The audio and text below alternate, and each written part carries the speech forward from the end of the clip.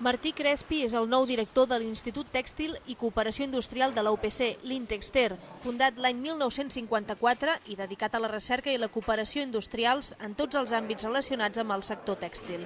Crespi ha pres possessió del seu nou càrrec aquest dilluns, en un acte que ha comptat amb la presència del rector de la Universitat Politècnica de Catalunya, Antoni Giró.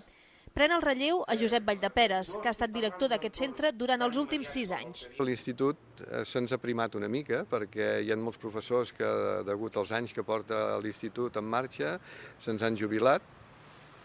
Quedem bastants menys investigadors que fa uns anys, però a pesar de tot això ens ha fet espavilar i en aquests moments som el centre que tenim el millor rati per PDI, per personal investigador, el millor rati del campus de Terrassa en quant a punts de publicacions i en quant a facturació de projectes de recerca. La plantilla de l'Intexter és de 53 persones, de les que 30 es financen amb fons de l'UPC i la resta amb càrrec i projectes i convenis. Actualment, més del 50% del pressupost de l'Institut prové de recursos propis. Martí Crespi és catedràtic de l'Escola d'Enginyeria de Terrassa de la UPC, on imparteix assignatures sobre tractament i depuració d'aigües. També col·labora amb els màsters d'Enginyeria Tèxtil i Paperera i el d'Enginyeria Ambiental.